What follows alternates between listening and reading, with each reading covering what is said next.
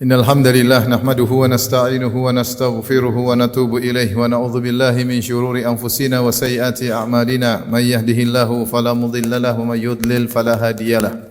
Wa asyhadu an la ilaha illallah wahdahu la syarika lah wa asyhadu anna Muhammadan abduhu wa rasuluhu la nabiyya ba'dah. Ya ayyuhalladzina amanu taqullaha haqqa tuqatih wa la tamutunna illa wa antum muslimun. Fa inna asdaqal hadithi kitabullah wa khairal huda huda Muhammadin sallallahu alaihi wasallam.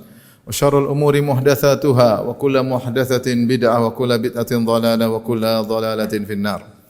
Ma'asyiral muslimin, usikum wa nafsi bitaqwallah faqad fazal muttaqun. Sungguhnya Allah Subhanahu wa taala telah menjelaskan dalam Al-Qur'an bahwasanya musibah-musibah yang menimpa seorang hamba adalah dampak dari dosa-dosa yang dilakukannya. Kata Allah Subhanahu wa taala, "Wa ma asabaka min sayyi'atin famin nafsik." Apapun keburukan yang menimpamu adalah dari dirimu sendiri. Qul huwa min indi anfusikum. Katakanlah itu semua dari diri kalian. Ma asaba min musibatin fabima kasabat aydikum wa ya'fu an katsir. Tidak ada musibah yang menimpa kalian, musibah apapun kecuali akibat ulah tangan kalian sendiri. Ini semua menunjukkan bahwasanya maksiat berdampak menimbulkan keburukan dan musibah yang menimpa pelakunya. Berikut ini saya akan menyampaikan dampak-dampak maksiat yang mungkin tidak dipikirkan oleh kita, ya. Meskipun tentunya dampak maksiat sangat banyak. Di antara dampak-dampak maksiat dijelaskan oleh para ulama, jika seorang terjerumus dalam maksiat, maka maksiat tersebut tunadi ukhtaha, dia akan memanggil saudari-saudarinya, maksiat-maksiat yang lain agar ikut mengenai lelaki tersebut atau pelaku maksiat tersebut. Oleh karenanya kata Allah Subhanahu wa taala, "Wa may yaqtarif hasanatan nazid lahu fiha husna." Kata Allah Subhanahu wa taala, siapa yang berbuat kebaikan, maka kami akan tambahkan kebaikan baginya. Mafhum mukhalafahnya, kebalikannya, siapa yang melakukan maksiat maka dia akan terjerumus dalam maksiat-maksiat yang lain. Allah berfirman, "Falamma zagu azagallahu qulubahum." Tatkala mereka menyimpang, maka Allah menyimpangkan lagi hati mereka. Jika seorang sudah terjerumus dalam kubangan maksiat dan dia bergelimang dengan kemaksiatan, maka biasanya dia tidak hanya cukup pada satu maksiat saja. Maka dia akhirnya akan terkotori dengan maksiat-maksiat yang lain.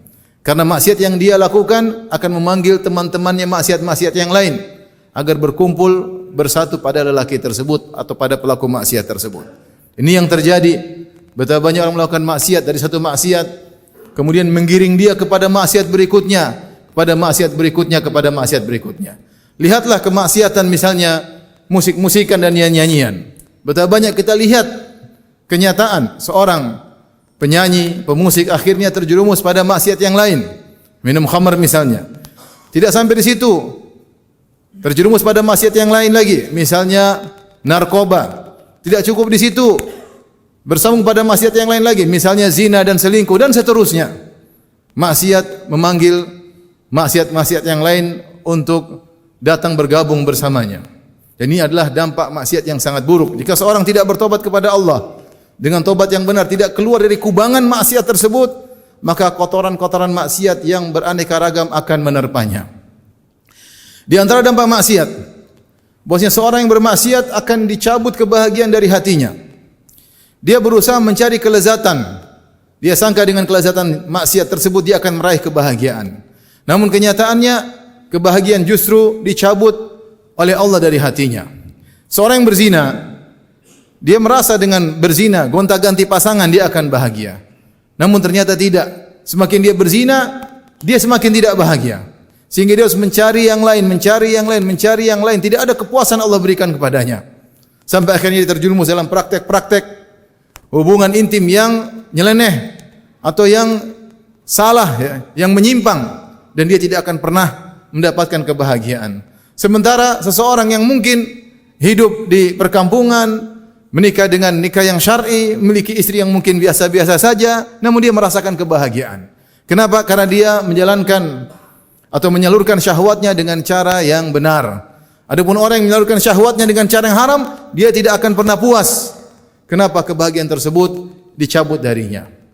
Demikian juga orang yang misalnya menonton hal-hal yang haram, dia akan merasa mendapatkan kebahagiaan dengan menonton hal yang haram. Kenyataannya tidak, dia akan terjebak dan dia akan mencari dan mencari, melihat yang lebih parah, yang lebih buruk, dan dia tidak akan pernah bahagia karena pelaku maksiat kebahagiaan dicabut dari hatinya. Di antara dampak buruk kemaksiatan, orang yang melakukan kemaksiatan maka akan dibikin gelisah oleh syaitan, sehingga ketika dia tidak bermaksiat dia gelisah.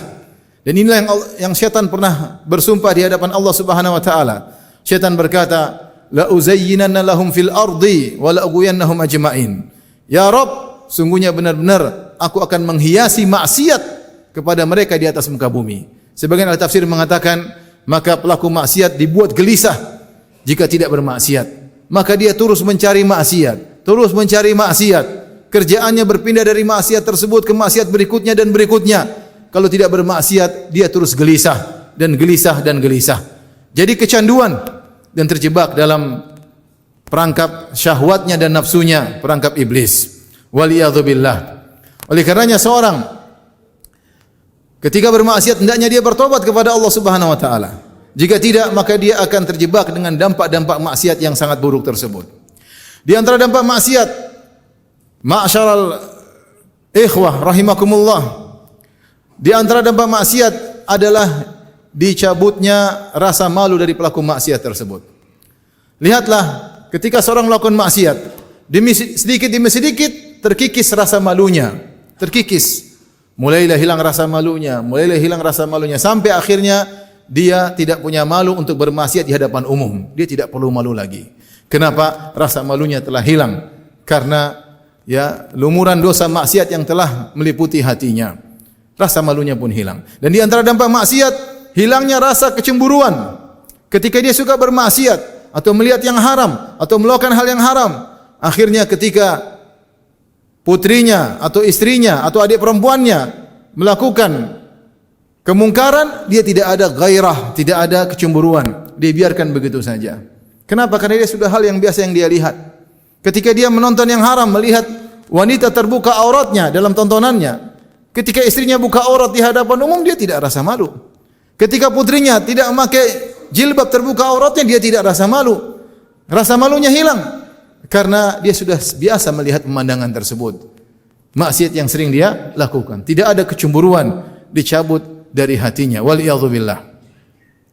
Di antara dampak maksiat, kenikmatan dicabut oleh Allah Subhanahu wa taala darinya.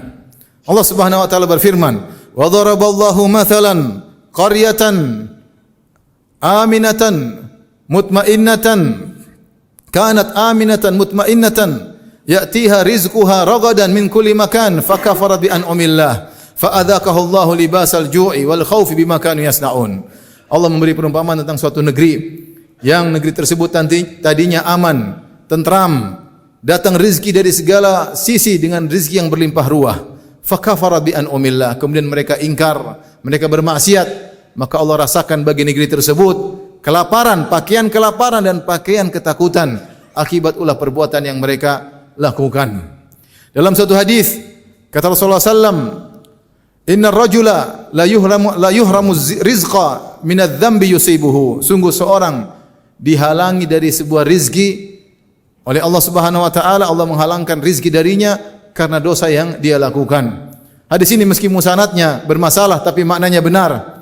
Karena dalam ayat Allah Subhanahu wa taala berfirman, "Wa may yattaqillaha yaj'al lahu makhraja wa yarzuquhu min haitsu la yahtasib." Siapa yang bertakwa kepada Allah, maka Allah akan berikan solusi baginya dan Allah akan berikan rezeki kepadanya dari arah yang dia tidak sangka-sangka. Jika dia bermaksiat, maka rezeki tersebut bisa dicabut oleh Allah Subhanahu wa taala. Rezeki tersebut bisa saja berupa harta, berupa materi, dan rezeki tersebut bisa saja kenikmatan-kenikmatan yang lain. Bisa jadi rumah tangganya rusak, bisa jadi anaknya nakal, bisa jadi kebahagiaan dicabut dari hatinya dan berbagai macam rezeki-rezeki Allah cabut darinya gara-gara maksiat yang dia lakukan. Aqulu qouli hadza astaghfirullah li wa lakum wa lisal muslimin kulli dhanbin wa khati'ah fastaghfiruhu innahu huwal ghafurur rahim.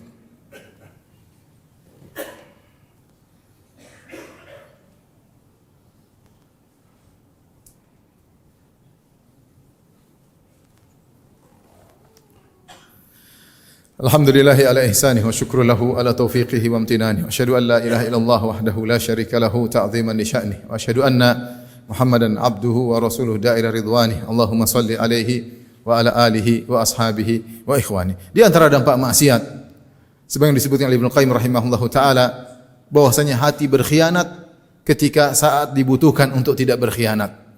Seperti contohnya ketika seorang sedang salat karena dia terlalu banyak bermaksiat. Dia pingin khusyuk, hatinya tidak mau. Hatinya berkhianat, tidak mau. Dia suruh hatinya khusyuk, hatinya tidak mau. Kenapa? Hatinya sudah banyak bermaksiat. Dan lebih berbahaya lagi ketika dia akan meninggal dunia, tatkala sakaratul maut. Betapa banyak orang ketika sakaratul maut disuruh mengucapkan la ilaha illallah, dia tidak bisa. Ada di antara mereka yang bernyanyi, ada di antara mereka menyebutkan perkataan-perkataan sedang berjudi. Tidak bisa dia ucapkan la ilaha illallah. Hatinya berkhianat kepadanya di saat-saat dia membutuhkan. Waliyadzubillah. Oleh karena seorang kalau terbiasa dengan maksiat, biasanya itu yang keluar tatkala ruhnya dicabut oleh Allah Subhanahu wa taala. Ketika malaikat maut mencabut rohnya, maka tidak keluar kalimat-kalimat indah, tidak keluar la ilaha illallah. Kenapa? Isi hatinya bukan itu. Ya. Kullu ina'in bima fihi yandahu. Sebagaimana dikatakan oleh pepatah Arab, semua namanya ceret yang dikeluarkan adalah isinya. Kalau isinya bukan Al-Qur'an, kalau isinya bukan pengagungan terhadap Allah Subhanahu wa taala, kalau isinya bukan mengingat Allah Subhanahu wa taala, tapi isi hatinya adalah maksiat, nyanyian, musik-musikan, judi, khamar, wanita dan yang lainnya, maka itu akan keluar ketika dia akan meninggal dunia. Maka sulit dia mengucapkan la ilaha illallah. Belum lagi dampak maksiat di alam barzakh. Maka datang maksiat dalam bentuk seorang yang sangat buruk rupa, yang sangat busuk baunya. Maka sang mayat berkata, "Man anta, siapa engkau?" Maka orang yang buruk rupa tadi berkata, "Ana amaluka sayyi." Aku adalah amalmu yang buruk selama kau di dunia. Belum lagi dampaknya ketika di padang mahsyar, ketika dia dibangkitkan. Bisa jadi Allah menampakkan maksiat yang biasa dia lakukan, yang mungkin disembunyikan olehnya, maka pada hari itu yauma tubalas sarair, hari di mana rahasia diungkap, maka akan terlihatkanlah keburukannya, maksiatnya di hadapan khalayak. Belum lagi ketika dia di atas sirat, maka akan sulit kakinya untuk melangkahkan kaki menuju surga Allah Subhanahu wa taala. Wal iyadzu billah. Ma'asyiral muslimin, ketika seorang melakukan maksiat, kemudian tidak dia merasakan dampaknya, dia merasa nyaman-nyaman saja. Dia merasa rezekinya lancar saja. Dia merasa dia sehat-sehat saja. Dia merasa jabatannya semakin naik. Ketahuilah bahwasanya maksiat pasti ada dampaknya. Walabud, kata Ibnu Qayyim, pasti ada dampaknya meskipun belakangan. Karena maksiat seperti racun yang masuk dalam tubuh. Terkadang dampaknya tidak cepat, bisa jadi bertahun-tahun, bisa jadi puluhan tahun, bisa jadi tatkala dia menjelang meninggalkan dunia ini. Waliyadzubillah. Oleh karenanya Allah Subhanahu wa taala memerintahkan kepada Nabi Muhammad sallallahu alaihi wasallam, Allah berfirman, "Qul inni akhafu in asaitu rabbi adzab yaumin azim." Katakanlah wahai Muhammad, sungguhnya aku takut jika aku bermaksiat kepada Rabbku, aku takut dengan azab yang akan datang di hari yang sangat dahsyat, yaitu azab di hari kiamat. Semoga Allah Subhanahu wa taala menjauhkan kita dari maksiat-maksiat kepada Allah Subhanahu wa taala. Dan siapa di antara kita yang masih bermaksiat, semoga dianugerahi taubat kepada Allah Subhanahu wa taala. Innallaha malaikatahu yusalluna 'alan nabi ya ayyuhalladzina amanu sallu 'alaihi wa sallimu taslima. Allahumma salli 'ala Muhammad wa 'ala ali Muhammad kama shallaita 'ala Ibrahim wa 'ala ali Ibrahim innaka Hamidum Majid. Wa barik 'ala Muhammad wa 'ala ali Muhammad kama barakta 'ala Ibrahim wa 'ala ali Ibrahim innaka Hamidum Majid. Allahumma ighfiril muslimina wal muslimat wal mu'minina wal mu'minat al-ahya'i minhum wal amwat innaka samii'un qaribun mujibud da'wat wa ya qadhiyal hajat. Allahumma ati nufusana taqwaha wa zakkiha anta khairu man zakkaha anta waliyuha maulaha. Allahumma ighfir lana wa liwalidina warhamhum kama rabbawna sighara. Rabbana zalamna anfusana wa illam taghfir lana wa tarhamna lanakunanna minal khasirin. Rabbana atina fid dunya hasanah wa fil akhirati hasanah wa qina adzaban nar wa aqimus salah.